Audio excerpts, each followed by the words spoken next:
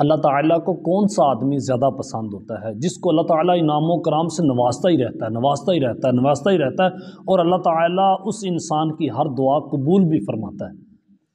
اللہ تعالیٰ نے سورۃ لقمان میں حضرت لقمان علیہ السلام کا ذکر فرمایا، وَلَقَدْ آتَيْنَا لُقْمَانَ الْحِكْمَةَ أَنِ اشْكُرْ لِلَّهِ، ہم نے لقمان کو حکمت عطا فرمائی تاکہ یہ ہمارا شکر ادا کرے۔ وَمَن يَشْكُرْ فَإِنَّمَا يَشْكُرُ لِنَفْسِهِ وَمَن كَفَرَ فَإِنَّ اللَّهَ غَنِيٌّ حَمِيدٌ، اگر کوئی شکر ادا کرتا ہے تو وہ اپنے بھلے کے لیے کرتا ہے، اگر کوئی کفر کرتا ہے تو اللہ تو بے نیاز ہے، سب خوبیاں اللہ ہی کی ہیں۔ یعنی شکر کا متضاد لفظ کفر ہے، جو ناشکری کرتا ہے وہ کفر کرتا ہے۔ نبی علیہ السلام ایک دفعہ نوافل ادا کر رہے تھے، اور حضرت سیدہ طیبہ طاہرہ فاطمۃ الزہرا سلام اللہ علیہا انہوں نے دیکھا کہ نبی علیہ السلام نوافل پڑھ رہے ہیں، پھر آنکھ کھلی رات کو، پھر دیکھا کہ ابا جان نوافل پڑھ رہے ہیں، یہاں تک کہ صبح فجر کی اذان کا وقت ہو گیا۔ حضرت سیدہ فاطمۃ الزہرا سلام اللہ علیہا نے جب دیکھا کہ میرے بابا جان ساری رات اتنے نوافل پڑھ رہے ہیں کہ ان کے پاؤں سوج چکے ہیں، تو عرض کرنے لگیں، اے ابا جان، کیا اللہ تعالیٰ نے آپ کو جنت کا مالک نہیں بنایا؟ نبی علیہ السلام نے فرمایا، بیٹی بنایا ہے۔ یا رسول اللہ صلی اللہ علیہ وسلم، کیا اللہ تعالیٰ نے آپ کو شفاعت کا حق نہیں دیا؟ حضور نے فرمایا، بیٹی مجھے ضرور حق دیا ہے۔ پھر عرض کی، کیا ابا جان اللہ تعالیٰ نے آپ کو نبیوں کا امام نہیں بنایا؟ نبی علیہ السلام نے فرمایا، بیٹی مجھے امام بنایا ہے۔ پھر عرض کی، یا رسول اللہ صلی اللہ علیہ وسلم، کیا آپ کو خاتم النبیین نہیں بنایا؟ حضور علیہ السلام نے فرمایا، بیٹی مجھے اللہ نے خاتم النبیین بنا کر بھیجا ہے۔ تو عرض کرنے لگیں، کیا آپ اللہ کے محبوب نہیں ہیں؟ حضور علیہ السلام نے فرمایا، بیٹی میں اللہ کا محبوب ہوں۔ تو عرض کی، اے ابا جان، انسان زیادہ عبادت تو اس لیے کرتا ہے، نوافل اس لیے پڑھتا ہے کہ چلو اللہ مجھ سے راضی ہو جائے اور اللہ مجھے کوئی انعام و کرام دے۔ اللہ نے آپ کو اتنے انعام دے دیے ہیں، آپ عبادت کیوں کرتے ہیں؟ نبی علیہ السلام کے آنکھوں میں آنسو تھے اور فرما رہے تھے، بیٹی جس خدا نے مجھے اتنا کچھ دے دیا ہے، کیا میں اس کا شکر ادا نہ کروں؟ ہاں، یہ میرے کریم آقا صلی اللہ علیہ وسلم شکر ادا کر رہے ہیں، اپنے رب کا شکر ادا کر رہے ہیں، ساری رات نوافل پڑھ رہے ہیں اور مالک کا شکر ادا کر رہے ہیں۔ یہ ہے طریقہ شکر ادا کرنے کا۔ یہ کوئی طریقہ نہیں ہے کہ اپنا پیٹ بھر لیا اور کہا شکر الحمدللہ۔ ایسے کہنے سے شکر ادا نہیں ہوتا۔ دیکھیں، اللہ تعالیٰ نے حکم دیا ہے کہ نماز پڑھو، اب ہم بستر میں پڑے ہوئے اور اگر رضائی ہے یا کمبل ہے تو اوپر لیا ہوا ہے، گرم بستر میں لیٹے ہوئے، اور وہاں لیٹے لیٹے ہم سبحانک اللہ سے لے کے یوم یقوم الحساب تک نماز مکمل پڑھ لیں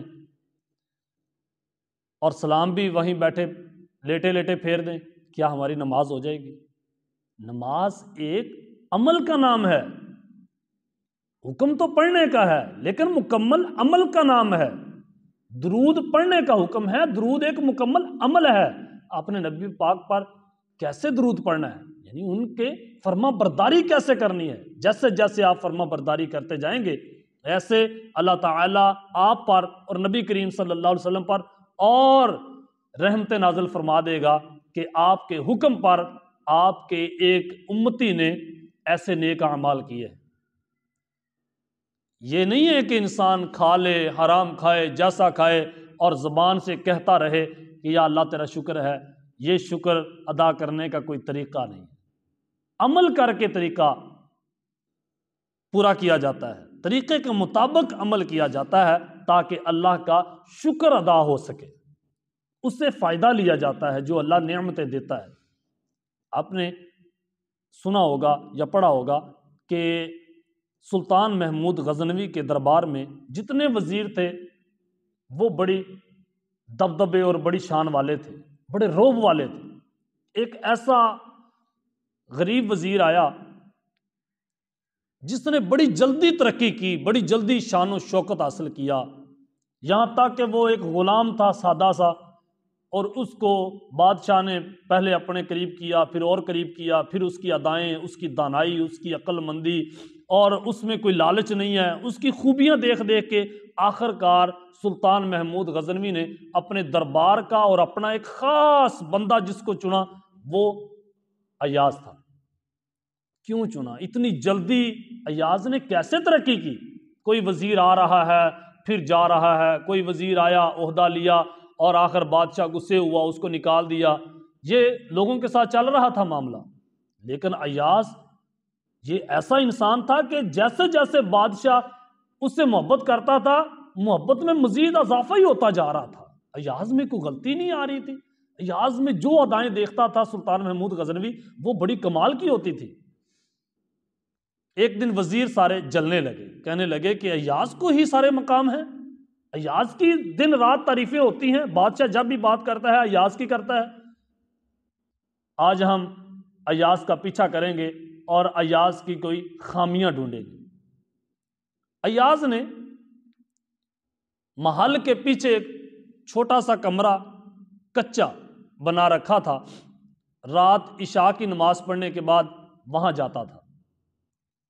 وزیر نے جو آدمی چھوڑے ہوئے تھے جاسوس، انہوں نے جب دیکھا کہ روزانہ یہاں پہ سٹے کرتا ہے، انہوں نے آ کے وزیروں کو بتایا کہ وہ ایاز تو رات روزانہ اس چھوٹے سے کمرے جھونپڑی نما کمرے میں جا کر بیٹھتا ہے۔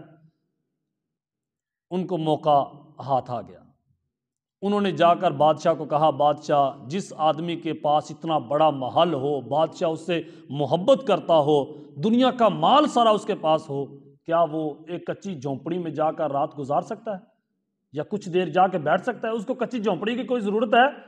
بادشاہ نے بھی کہا کہ نہیں۔ اس نے کہا، یا بادشاہ جی دیکھو، آپ ایاز کو کتنی عزت دیتے ہیں، کتنی تکریم کرتے ہیں، لیکن ایاز کا حال یہ ہے کہ ایاز آپ کا جاسوس بن گیا ہے، آپ کے خلاف کوئی سازش کر رہا ہے۔ رات کو جاتا ہے اس کچی جھونپڑی میں، ہمیں لگتا ہے کہ ایاز نے وہاں کوئی اسلحہ چھپا رکھا ہے، وہاں کوئی نقشہ بنا رکھا ہے آپ کی سلطنت کو تباہ کرنے کا۔ بادشاہ کو بڑا غصہ آیا، سلطان محمود غزنوی آگ بگولا ہوئے اور کہا، جب رات کو وہاں جائے تو مجھے بتانا، میں اس کی گردن اڑا دوں گا۔ کون ہے جو میرا کھائے اور میرے خلاف سازشیں کرے؟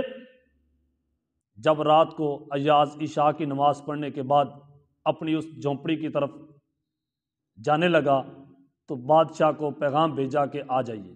بادشاہ بھی آیا، وزیر بھی آئے، اور ایاز اندر گیا، اس نے ایک دیا جلایا، جلانے کے بعد وہاں بیٹھا اور اندر سے کنڈی لگا دی۔ سلطان محمود غزنوی آیا اور آ کر اس نے زوردار ایک دھکا لگایا دروازے کو، دروازہ ٹوٹنے ہی والا تھا۔ تو ایاز نے دروازہ کھولا اور دیکھ کر کہنے لگا، بادشاہ جی آپ اس غریب خانے پہ آپ کو کیسے آنا ہوا؟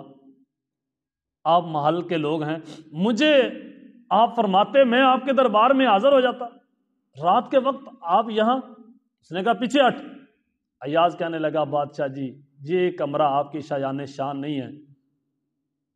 تو ایاز کے بارے میں تو بڑی بدگمانی تھی سلطان محمود غزنوی کے ذہن میں۔ اس نے کہا، ایاز پیچھے ہو جا، جو میں نے سوچ رکھا تھا آپ میری سوچ پر پورے نہیں اترے، پیچھے ہو جا۔ جب ایاز پیچھے ہٹا اور دھکا دے کے سلطان محمود غزنوی نے پیچھے کیا، جب اندر داخل ہوا دیکھا کہ ایک جوڑا کپڑے کا پرانا بوسیدہ اوپر ہینگر کے ساتھ لٹکا ہوا ہے، کلی کے ساتھ لٹکا ہوا ہے، اور نیچے ایک ٹوٹے ہوئے جوتے پڑے ہوئے ہیں۔ وہاں ایک چٹائی ہے، اس کے اوپر ایاز بیٹھا ہوا ہے۔ پورے کمرے کی تلاشی لی گئی، کچھ نہ نکلا، کچا کمرہ ہے۔ جب سلطان محمود غزنوی نے پوچھا کہ ایاز یہ کیا ہے؟ ایاز کہنے لگا، بادشاہ جی سچ پوچھیں تو یہاں میں روزانہ آ کر اپنی اوقات دیکھتا ہوں، جب میں غلام بکتا ہوا آیا تھا تو یہ میرا جوڑا تھا، یہ میرا سوٹ تھا، یہ میرے جوتے تھے، اور یہ میرے پاس چٹائی تھی جو میں کسی فٹ پاتھ پہ رکھ کر سوتا تھا، کبھی کسی جگہ بچھا کر سوتا تھا، یہ میری اوقات ہے، جو کچھ بھی ہوں بادشاہ میں آپ کی وجہ سے ہوں، آپ نے مجھے اتنی عزت دی ہے، اللہ کا فضل جو مجھ پر ہوا ہے وہ آپ کی شفقت کی وجہ سے ہوا ہے، آپ کی مہربانیوں کی وجہ سے۔ تو سلطان محمود غزنوی کی آنکھوں میں آنسو آئے، گلے لگایا اور رونے لگا، کہنے لگا ایاز تیری ادائیں مجھے اور تجھے تیرے قریب کر دیتی ہیں، میں نفرت کرنا بھی چاہوں تو تیری محبت، تیری ادائیں مجھے اور قریب کرتی ہیں۔ جو انسان اپنی اوقات نہیں بھولتے وہ انسان کبھی ناکام نہیں ہوتے۔ اس لیے وہ ہماری مائیں بہنیں جو کل بہو تھیں آج اگر ساس مان گئی ہیں تو پھر وہ اپنے بیٹے کو بھڑکاتی ہیں کہ آپ کا خاوند یہ کرتا ہے، آپ کی بیگم یہ کرتی ہے، گھر میں شور شرابہ لڑائی جھگڑے۔ اگر آپ کو اللہ نے کوئی دولت دے دی ہے تو آپ اپنا پرانا وقت بھی یاد کیجئے، غریبوں کا مذاق مت اڑائیے۔ اگر آپ کو اللہ نے کوئی جاب کوئی نوکری دے دی ہے، جن کے پاس نہیں ہے ان کا مذاق خودارہ مت اڑائیے۔ آج اللہ نے آپ کو کوئی اچھا گھر دے دیا ہے، جن کے پاس گھر نہیں ہے ان کا مذاق مت بنائیے۔ وہ لوگ جو بیچارے آپ کے نیچے کام کرتے ہیں ان کو کچھ لفظوں کی مار دے کے، ان کو تانے دے کے تنگ مت کیجئے، اس لیے کہ آپ اپنی اوقات کو کبھی نہ بھولیے۔ رات کو سوتے ہوئے، اٹھتے ہوئے، جاگتے ہوئے اپنی اوقات کو ضرور یاد رکھیے۔ جو انسان اپنی اوقات کو نہیں بھولتا، اپنی اوقات میں رہتا ہے، اللہ اس کو مزید ترقیاں دیتا ہے۔ وَلَئِن شَكَرْتُمْ لَأَزِيدَنَّكُمْ، جو اللہ کا شکر ادا کرتا ہے اللہ اس پر نعمتیں اور زیادہ برسا دیتا ہے۔